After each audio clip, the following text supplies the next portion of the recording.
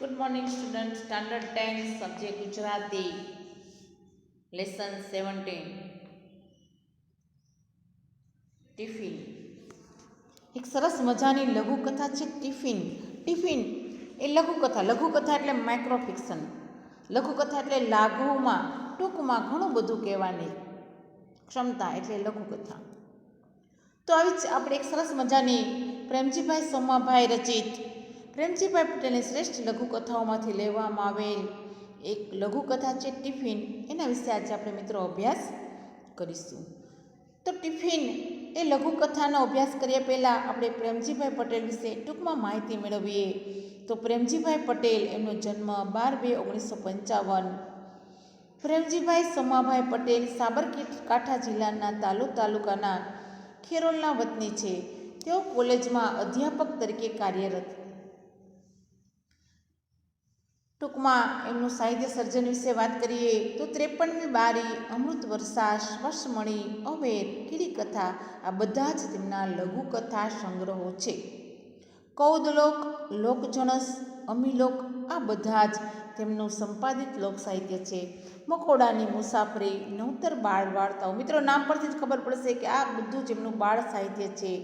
આ ઉપરાંત તેઓએ ગુજરાતી જીવનકથાઓ, વિવેચના તરફ અને ગુજરાતી આત્મકથાઓ આ બધા જ તેમના વિવેચન ગ્રંથો છે. તો મિત્રો હવે ટૂંકમાં પ્રેમજીભાઈ સોમાભાઈ પટેલ છે એનો પરિચય મેળવ્યો. હવે આ લઘુકથા વિશે થોડીક માહિતી પ્રાપ્ત કરશું, લઘુકથા વિશે જાણશું.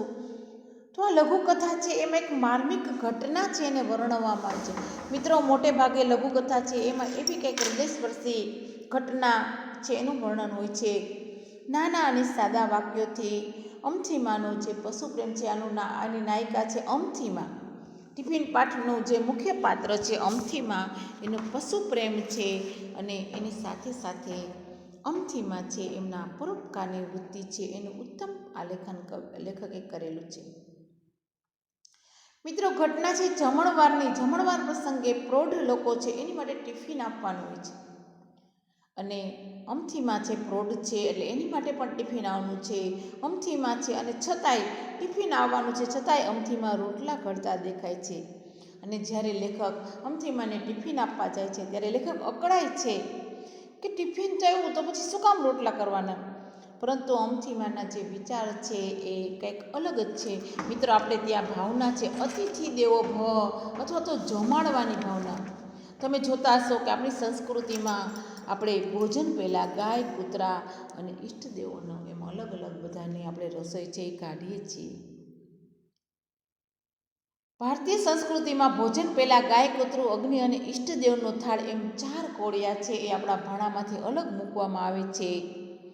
અને ખાસ કરી અને આશ્રિતોને ભોજન આપવું, ભૂખે ન રાખવા અને અતિથિ દેવો ભવ જેવી પરંપરા આપણા ભારતીય સંસ્કૃતિની અંદર છે. અને એટલે પેલું દુલાભાયા કાગનું કાવ્ય તમે સાંભળ્યું હશે કે જી તારા આંગણિયા પૂછીને રે કોઈ આવે રે આવકારો મીઠો આપે છે.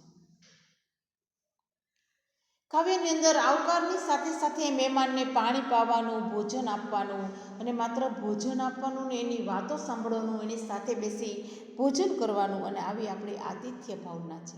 અને એટલે જ આપણા ગ્રંથોમાં એવું કહેવાયું છે કે અતિથિ દેવો ભવ. માત્ર અતિથિ જ નહીં પરંતુ આપણે આંગણે આવેલા ગાય, કૂતરા જેવા અબોલ જીવને પણ ભૂખ્યા ન રાખવા. એવી આપણી ભારતીય સંસ્કૃતિની માન્યતાઓ છે. મિત્રો તમે ઘરે જોતા હશો કે તમારી મમ્મી છે જ્યારે રસોઈ બનાવે ત્યારે દરરોજ ગાય અને કૂતરાને રોટલી આપતા હશે. તો એ આપણું જીવદયા વિશે, આપણી જીવદયાની ભાવના છે અને આપણી સંસ્કૃતિની આપણી સાથે વણાયેલી છે. તો અમથીમાં પણ એટલા માટે આ રોટલા ઘડતા દેખાય છે. લેખક વિચારે છે કે શું કામ ઘડે છે અને ત્યારે અમથીમાનો જે જવાબ હોય છે કે મારે તો ટિફિન આવશે પણ આ ગાય અને કૂતરી શું ખાશે. અને અહીં મિત્રો લઘુકથાનો વળાંક છે કે છતે કુટુંબે એકલવાયુ જીવન જીવતા અમથીમાં છે એની માટે આ પશુઓ છે એ જ પોતાના પોતિકા છે. ઘરના છે એ બધા પારકા થઈ ગયા છે પણ અત્યારે આ પશુઓ છે એ જ એના પોતિકા છે. કુટુંબી હતા. એક પછી એક જ પ્રસંગમાં મનુષ્યના સંબંધો આ સચોટ રીતે વ્યક્ત થાય છે અને એ જ આ લઘુકથા છે, એની વિશેષતા છે. લઘુકથામાં કેટલાક વાક્ય અપૂર્ણ છોડી અને લેખકે છે એને એની અસરકારકતા છે દર્શાવી છે.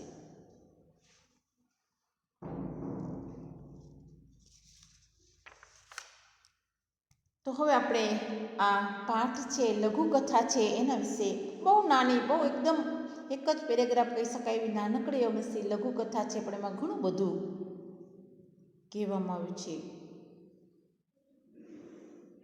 ટિફિન લઈ અને માંડવીમાં પ્રવેશતા જ સાદ કર્યો અમથીમાં લેખક છે એ ટિફિન લઈને આવે છે અને માંડવીમાં પ્રવેશતા જ એ સાદ કરે છે. સાદ કરવો એટલે અવાજ આપવો, બૂમ પાડવી. કોને બૂમ પાડે છે? તો કે અમથીમાં નામનું એક પાત્ર છે, એને બૂમ પાડે છે કે અમથીમાં. અને ત્યારે અંદરથી અવાજ આવે છે કે એ આવી ભાઈ,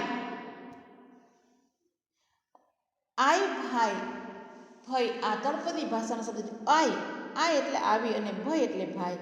એમનો ધીમો અવાજ ડાબી તરફથી આવતો હોય એવું લાગ્યું કે ડાબી તરફથી અમથીમાં જાણે બોલતા હોય. એટલે જે દિશામાંથી અવાજ આવ્યો ત્યાં લેખક ગયા અને જોયું તો ત્યાં તો રોટલા ઘડવાનું કામ ટપ એમ રોટલા ઘડવામાં. મિત્રો, જ્યારે રોટલા ઘડીએ ત્યારે એના જે અવાજ આવે, ટપાકા કહેવાય એને, તેનો ટપ એવો અવાજ આવે છે.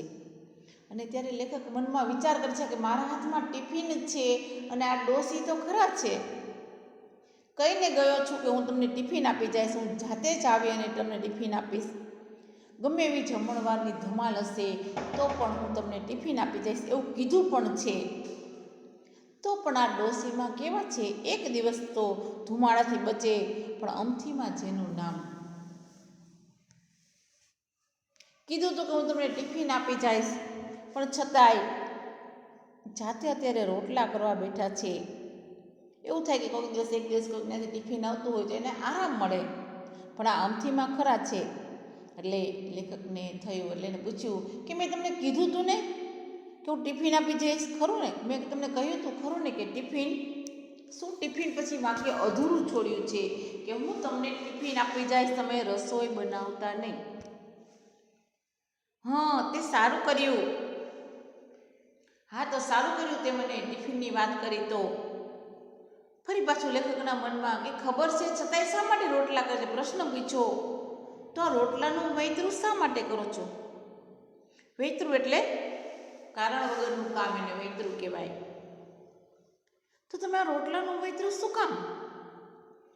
ત્યાં પણ વાક્ય છે છોડી દીધું કે શું કામ કરો છો? તમને ટિફિન આવવાનું છે, તૈયાર માલી તમારે જમવાનું છે, અને છતાંય તમને શાંતિ નથી, તમે આ રોટલા ઘડો છો અત્યારે.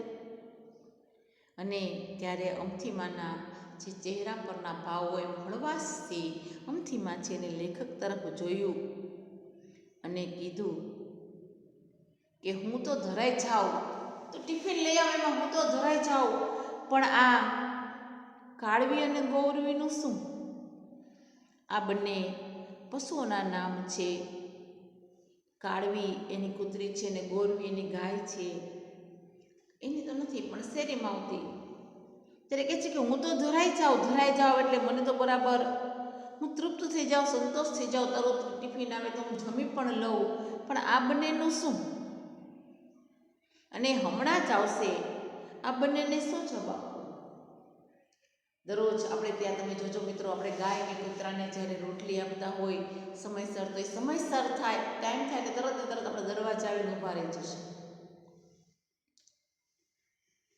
તો એ અમથીમાને ત્યાં પણ આવે છે. એટલે અમથીમાં કહે છે કે હમણાં જ આવીને ઊભા રહેશે. તો પછી એને હું શું જવાબ આપું? ટિફિનમાં તો હું ધરાઈ જાઉં. અને માજીનો ઈશારો હજી ક્ષણિક વીત્યા બાદ સમજાયો કે પહેલાં તો ખબર ન પડી કોની વાત કરે છે, પણ ક્ષણિક થોડીક વાર પછી તરત ને તરત લેખકને સમજાયું કે આ તો કાળી કૂતરી અને ગોરી ગાયની વાત કરે છે. મિત્રો, આપણે ત્યાં જીવદયા ભાવના આવી હોય, આપણે ત્યાં ગાયને, કૂતરાને રોટલી, ચકલીને ચણ, ઘણાના ઘરે તમે જોજો કે ભાત કે ચકલીના દરરોજ ભાત અલગ કાઢવામાં આવે સ્પેશિયલ ચકલી માટે. અત્યારે તો ચકલી બહુ દેખાતી નથી, પણ છતાંય તો આપણી આ જીવદયાની ભાવના છે કે આપણે કાંઈ પણ વસ્તુ હોય તો તરત આપણે અબોલ પશુ છીએ, પશુ પક્ષીઓને તરત ધરીએ છીએ. એટલું જ નહીં મિત્રો, માત્ર ઈશ્વર તો ખાતા નથી અને છતાંય આપણે ઘરે પહેલો થાળ આપણે ભગવાનને ધરાવીએ છીએ. કોઈ પણ નવી વસ્તુ આવે તો આપણે પહેલાં ભગવાનને અર્પણ કરીએ અને પછી જ આપણે પહેલાં.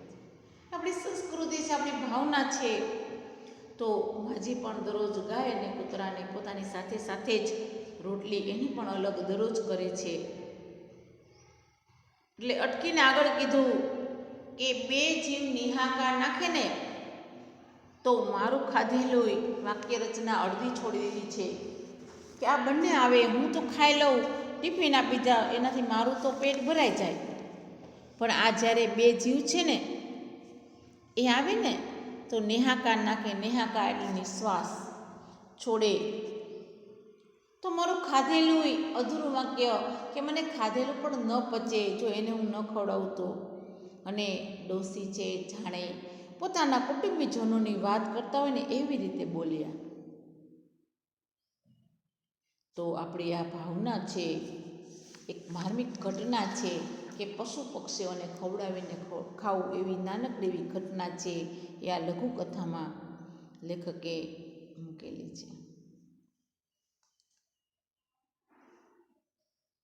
સરસ મજાનું ગદ્યાત્મક વર્ણન, ખૂબ સરસ એવી મસ્ત રીતે વર્ણવ્યું છે કે આપણી સામે આખું ચિત્રાત્મક એનું ચિત્ર છે એ ખડું થાય છે અને કૃતિમાં એ જ આકર્ષક પાત્ર છે. તળપદા શબ્દોમાં પણ સરસ મજાની વાત કરી.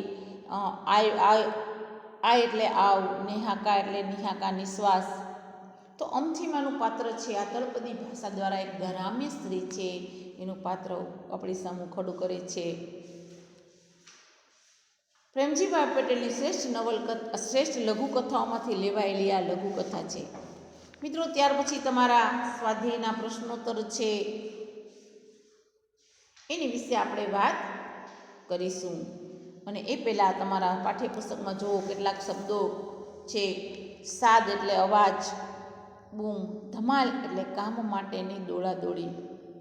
લેખક કહે છે કે ગમે એવી ધમાલ હશે, લગ્ન પ્રસંગે ઘરનાને ખૂબ કામ હોય અને છતાંય એ ટિફિન આપવા આવે છે. એટલે એવી લોકોને બીજા પ્રત્યેની જે ભાવના છે એનું પણ વર્ણન છે. ધમાલ એટલે કામ માટેની દોડધામ, ઈશારો એટલે સંકેત અને ધરાઈ જવું એટલે તૃપ્ત થઈ જવું. આ ઉપરાંત અય, ભય, હું, નેહાકા એ વગેરે તળપદા શબ્દો છે એનો પણ સુંદર રીતે આમાં લેખકે ઉપયોગ કરેલો છે. વિરોધાર્થી શબ્દો પણ અમુક જો દેખાય તમને આમાં જોવા મળે છે. કેટલાક રૂઢિપ્રયોગો પણ છે. લાગી આવવું, દુઃખ થવું, હૃદયમાં ઘા થવું, તીવ્ર દુઃખની અનુભૂતિ થવી. માંડવી એટલે રવેશી, ઘરની આગળની જે ઊંચી બેઠક હોય, પરસાળનો ભાગ એને માંડવી કહેવાય. અને પરાણે કરવામાં આવતું કામ એટલે વૈતરું, કારણ વગરનું જે કામ હોય, જરૂર વગરનું એને વૈતરું કહેવાય. તો હવે આપણે આ પાઠ છે એના પ્રશ્નોત્તરની ચર્ચા કરીશું. મિત્રો, પ્રશ્ન મેં તમને આપ્યા છે, તમારે જવાબ છે એ લખવાના છે એના તમારી ફેરબુકમાં, અને મને પણ તમારે જવાબ છે એ હોમવર્કમાં સેન્ડ કરવાના છે. તો મિત્રો હવે આપણે પ્રશ્નોત્તર વિશે ચર્ચા કરીશું. મિત્રો, બધા જ પ્રશ્નોત્તર છે હવે તમને ખબર જ છે એટલે તમારે હવે જાતે લખવાના છે. મેં માત્ર તમને પ્રશ્ન આપ્યા છે, જવાબ તમારે લઘુકથામાંથી જાતે ગોતીને લખવાના છે. અત્યારે આપણે પ્રશ્નની ચર્ચા કરશું પણ તમારે લખવાના તો જાતે જ આવશે. તો પહેલો જ છે, નીચે આપેલા પ્રશ્નોના 1-2 વાક્યમાં જવાબ આપવાના છે. ટિફિન લઈ માંડવીમાં પ્રવેશ કરતા વાર્તા નાયક કોને સાદ કરે છે? તો મિત્રો પહેલાં શરૂઆતમાં પહેલા પેરેગ્રાફમાં છે કે ટિફિન લઈ માંડવીમાં પ્રવેશતા વાર્તા નાયક છે એ અમથીમાને સાદ કરે છે. ટિફિન કૃતિમાં ગાય માટે કયો શબ્દ વપરાયો છે? તો ટિફિન કૃતિમાં ગાય માટે ગોરવી એવો શબ્દ છે વપરાયેલો છે. પ્રેમજીભાઈ સોમાભાઈ પટેલ ક્યાંના વતની હતા? તો પ્રેમજીભાઈ સોમાભાઈ પટેલ સાબરકાંઠા જિલ્લાના તાલોદ તાલુકાના ખેરોલના વતની હતા. પ્રેમજીભાઈ પટેલે અધ્યાપક તરીકે કઈ જગ્યાએ કાર્ય કર્યું હતું? તો તેઓએ કોલેજમાં કાર્ય કર્યું હતું. અમથીમાં શું ઘડતા દેખાય છે? તો અમથીમાં છે એ રોટલા ઘડતા દેખાય છે. લેખકને માજીનો ઈશારો ક્યારે સમજાયો? તો જ્યારે થોડોક સમય વીત્યો પછી લેખકને માજીનો ઈશારો સમજાયો કે માજી કોની વાત કરતા હતા? તો માજી છે કૂતરી અને ગૌરી ગાયની, કાળવી કૂતરી અને ગૌરી ગાયની વાત કરતા હતા. અમથીમાં છે કોના માટે રોટલા ઘડી રહ્યા હતા? તો અમથીમાં છે એ કાળવી અને ગોરવીને ખવડાવવા માટે રોટલા ઘડી રહ્યા હતા. મિત્રો, કાળવી કોણ છે? તો કાળવી છે કૂતરીનું નામ છે અને ગોરવી કોણ છે? તો ગોરવી એ ગાય છે. ત્યાર પછીનો પ્રશ્ન છે 2-3 વાક્યમાં જવાબ આપવાના છે. વાર્તા નાયક ટિફિન લઈને પ્રવેશે છે ત્યારે અમથીમાં શું કરતા નજરે પડે છે? વાર્તા નાયક જ્યારે ટિફિન લઈ અને માંડવીમાં પ્રવેશે છે ત્યારે એને ડાબી તરફથી રોટલા ઘડવાનો ટપ ટપ અવાજ આવે છે. ત્યારે અમથીમાં રોટલા ઘડતા નજરે પડે છે. વાર્તા નાયક અમથીમાને શું કહે છે? વાર્તા નાયક અમથીમાને કહે છે કે મેં કહ્યું હતું ને કે હું ટિફિન લાવીશ એમ. આ રોટલાનું વૈતરું શું કામનું? આ વાક્યનો લેખકને શું જવાબ મળે છે? આ વાક્યનો લેખકને જવાબ મળે છે અમથીમા તરફથી કે તમારા ટિફિનથી હું તો ધરાઈ જાઉં, પણ આ સામે કાળવી અને ગોરવી એનું શું? એને મારે શું જવાબ આપવો? અને ત્યાર પછી ટિફિન લઘુકથાનું હાર્દ છે એ તમારા શબ્દોમાં સમજાવવાનું છે. મિત્રો, આપણે સવિસ્તાર પ્રશ્નોત્તર લખશું ત્યારે આપણે કર્તા, કૃતિ અને સાહિત્ય પ્રકારનો ચોક્કસ ઉલ્લેખ કરી અને પછી ટિફિન લઘુકથાનું હાર્દ છે એના વિશે આપણે ચર્ચા કરીશું કે મનુષ્યના જે સંબંધો છે પશુ સાથેની એની જે વાત છે એના વિશે આપણે લખશું. ત્યાર પછી ખાલી જગ્યા છે. જમણવાર પ્રસંગે ખાલી જગ્યા માટે ટિફિન આપવાનું હોય છે તો પ્રૌઢો, વૃદ્ધો અથવા વડીલો માટે. અમથીમાનો ઈશારો લેખક ક્ષણિક વિદ્યા બાદ સમજાયો કે કાળી કૂતરી અને ગોરી ગાયની વાત કરે છે. એક દિવસ પૂરતા તો ધુમાડાથી, ખાલી જગ્યામાં આવશે ધુમાડાથી બચવું હતું. માજીને માટે તો આ પશુઓ જ પોતિકા હતા. પશુઓ ત્યાં આવશે. અમથીમાનો અવાજ ખાલી જગ્યા તરફથી આવતો હતો તો ત્યાં શું આવશે? તો કે અમથીમાનો અવાજ ડાબી તરફથી આવતો હતો. અમથીમાં ખાલી જગ્યા ઘડતા હતા તો અમથીમાં રોટલા ઘડતા હતા. આ લઘુકથાના લેખક ખાલી જગ્યા છે તો આ લઘુકથાના લેખક પ્રેમજીભાઈ સોમાભાઈ પટેલ છે. 53મી બારી, અમૃતવર્ષ, પશમણી અને અવેર અને કીડીકથા આ ખાલી જગ્યા છે. તો આ લેખકના લઘુકથા સંગ્રહો છે. 14 લોક, લોકજણસ અને અમીલોક એ લેખકનું સંપાદિત શું છે? તો લોક સાહિત્ય છે. મકોડાની મુસાફરી અને નવતર બાળ વાર્તા એ તેમનું ખાલી જગ્યા સાહિત્ય છે. મિત્રો, નામ પરથી જ ખબર પડશે, શીર્ષક પરથી કે તેમનું બાળ સાહિત્યના પુસ્તકો છે. ત્યાર પછી કેટલાક સમાનાર્થી શબ્દો છે તમારે લખવાના છે. ત્યાર પછી વિરુદ્ધાર્થી શબ્દો છે અને ત્યાર પછી રૂઢિપ્રયોગોના અર્થ તમારે આપવાના છે. તો સમાનાર્થી શબ્દો છે સાદ. સાદ એટલે અવાજ, ઈશારો એટલે સંકેત, ધમાલ એટલે દોડધામ, આય એટલે આવ્યો, નેહાકા એટલે નિશ્વાસ, ભય એટલે ભાઈ. અને વિરોધાર્થી શબ્દો છે ધીમો તો ઝડપી, દિવસ તો રાત, સવાલ તો જવાબ, આવવું તો જવું. અને ત્યાર પછીના રૂઢિપ્રયોગ છે.